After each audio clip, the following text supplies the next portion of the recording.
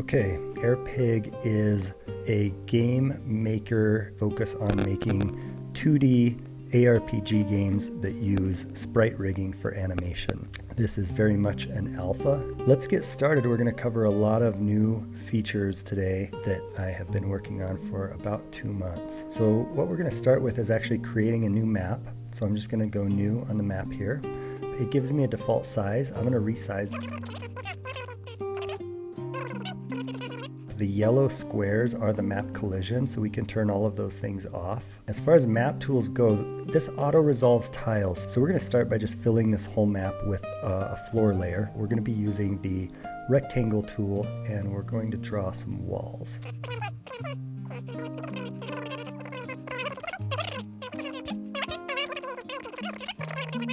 We can actually switch the whole biome to cave or to forest and get completely different looking maps. A couple of things to note is this automatically figures out our map collision.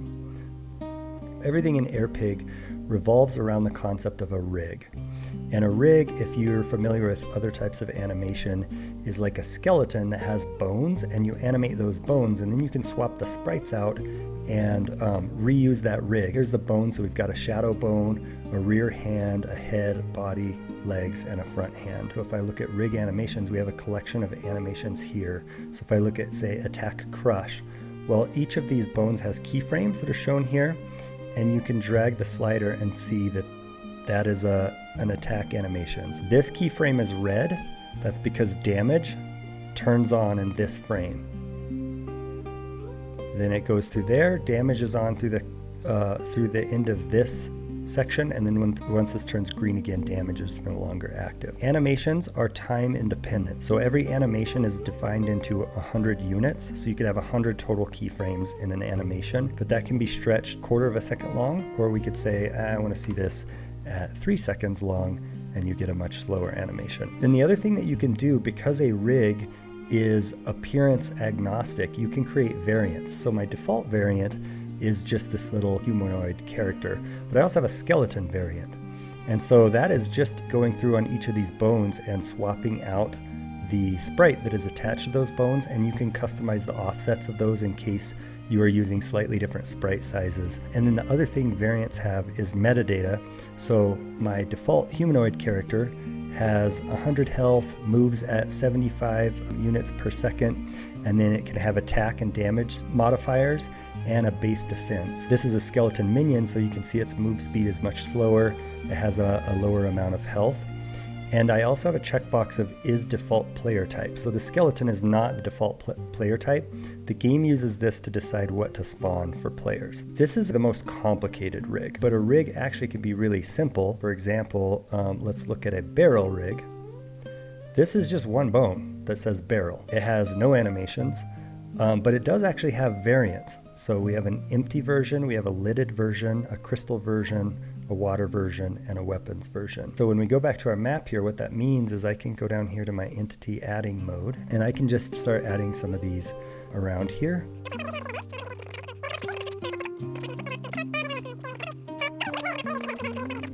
One other thing to note about this rig is it has 2 different polygon shapes in it. One of them is the body collision, but the real important thing is actually this foot collision, which defines the how other objects would path around this. So things can go behind this barrel, so they don't need to collide with the whole body, but we have this kind of diamond-shaped collision.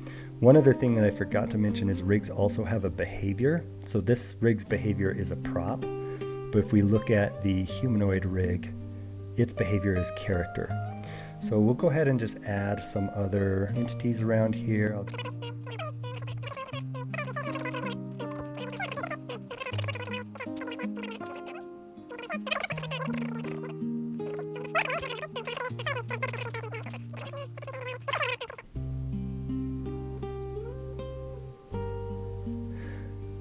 One other thing we can add into the map then are sprites. And the difference between a rig and a sprite is a rig has behavior, it has collision. There are things the game does to treat a rig specially. It may have resting animations, whereas a sprite is just an aesthetic decoration. So let's say we want to put some banners on the wall. We don't necessarily need those to have any specific behavior, we can just say, oh, I want, some decor on the walls to add some like interesting aesthetics. So we can do that. Like other things, we can duplicate and flip sprites. So we've got a couple of sprites that I don't like how those look behind the barrel. So now we're starting to see a map come together. The other thing that we can do is create arbitrary collision. So if I didn't want players to be able to move in an area, I can just add a collision shape and say, you know what, I don't want people to be able to walk in this corner. So the map automatically creates collision shapes for you based on the tile layout. Like it knows that things should not be able to walk through a wall, and so it creates collision for that. But if you have special collision you want to create, you can add that. And again, you can turn on the collision here to show all of the unwalkable areas. Players will not be able to move through any footprints. They won't be able to move through any wall tiles, and they won't be able to move through this collision polygon. One other useful thing with these polygons is they warn you if they're messed up. And so it's possible to create a bad polygon like this. This is not going to process correctly when it's trying to do collision math, because it doesn't know what inside versus outside means when you have lines that cross like this. So it's going to turn the whole polygon red to warn you something is wrong here. So what I am really trying to do here is make the game really tell you if you're doing something that's going to cause broken behavior, and give you very good non-code diagnostics for why something might be happening in your game. So that's one of them. While we're on the topic of collision, a really useful thing is to be able to see your nav mesh. So one cool thing that this does is it calculates all the places that a bot can walk. And you'll notice, since this is a collision polygon, it knows that they can't walk through this. It also knows that bots can't walk through areas where an entity's footprint is blocking most of the tile, and that just prevents NPCs from getting like snagged and hung up on stuff. Another important thing about this though is this also warns you if you screw something up. And so let's say that we position things in a way that causes unreachable navigation mesh, which is, by the way, the name for this is nav mesh. So let's say we've placed entities like this. Well, suddenly our whole nav mesh turns red. That tells us something is wrong. If we use this as is, we're going to have pathing problems through our level, because there are areas of the level that are walkable but unreachable from other walkable areas of the level. So it warns you and hopefully helps level editors make levels that perform really well with like NPCs. So we have some collision here. We have nav mesh that looks good. Another big thing that we need is a place for our player to start. That's another type of polygon. So actually, if we look at this polygon, we'll see that its behavior is collide. If we add another polygon, this one, notice that it immediately cleared the navigation right there, because its default behavior is going to be collide. In this case, we actually want a transition polygon. Transition polygon basically is how you manage transitions between maps. If I went walking into this area to move to a new map, I could actually set a target map here, and I could set a target zone, and it's pulled in all of my target maps. And in fact, I could set a different area of the current map, so you could also set up teleporters and things like that. The other thing is you can give these meaningful names. By default, it just called this collision. It's not. This is dungeon entrance. So we'll actually name that, and we'll call this one corner collision. So you can just see your polygons.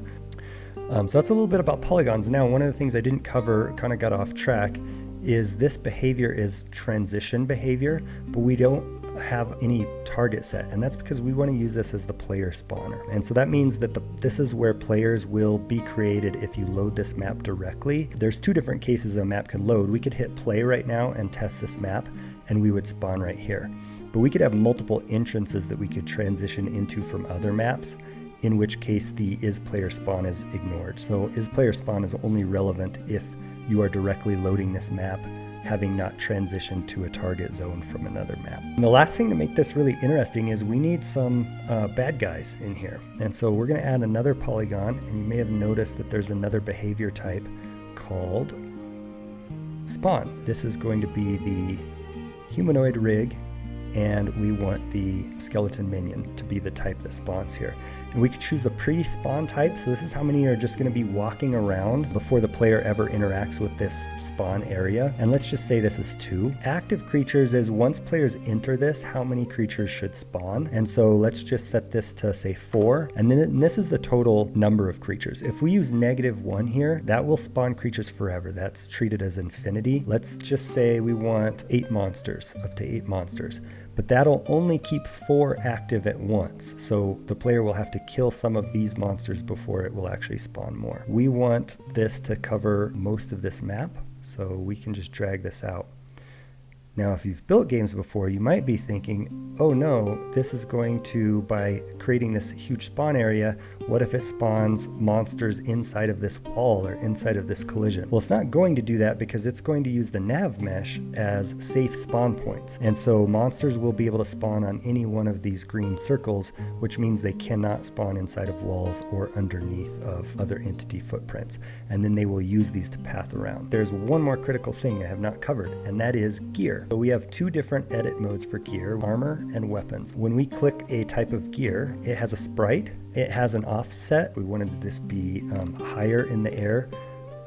We can make it ride way up high on his head or lower. So they have a target rig they can be equipped to. So this can be equipped to a humanoid rig. They have a target bone, so this equips to the head, a name and a description.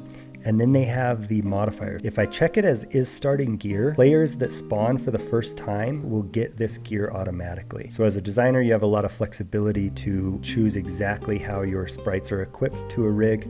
And this can be worn by other types of entities. So anything that can use this rig can wear this armor, and we can also test and see what this looks like for animations. So we can test our items. With armor, this is important to make sure it stays aligned properly. But as we look at weapons, it's also important because weapons have a few different things. They have attacks per second and damage, which also gives you a calculated DPS. This sword can make 1.8 attacks per second. Each one does 3 damage. The multiplier of that is 5.4 DPS. It's going to use the slash animation, so we can see attack slash looks like with this sword. But we could also say, well, actually maybe piercing would look cooler with this weapon, and we could set this to be pierce instead. Again, we can test this with different variants. We can choose the collision radius, so we could set this really small. That could cause problems with not being caught, and so I bias towards setting this a little bit long. If we have a longer weapon, like a spear, you'll see that this collision offset is much higher, so we can actually choose what part of the weapon the collision is attached to. And then like armor, it can have a value, and it can be set as starting gear. So now that you understand, rigs are the main type of entity used all over in the game. Sprites are aesthetic only. Polygons are used for different types of collision and trigger zones, and then items are your gear. We kind of have everything for our basic game wrapping up. I click play, and we are right here playing the game, and you can see it spawned 1 entity, but as I move into this area, we have multiple entities here. If I press Control D, I can also have diagnostic output. So if you are getting entities stuck in things, you can say, oh, it's because, I need to put some collision there or something so that entities can't get stuck while they're pathing, and you can see the decisions they're making. If an entity can see you, it will path directly towards you. And you can see faintly there it's casting polygons to see, can I path directly towards my target? And if not, it falls back on this nav mesh to choose its navigation path. If I turn debug off, it's a little bit easier to see what's going on, and I can start killing these guys. Actually, they killed me first. So hopefully with all of that, you can start seeing how these features come together into a code-free game development experience. Thank you for watching.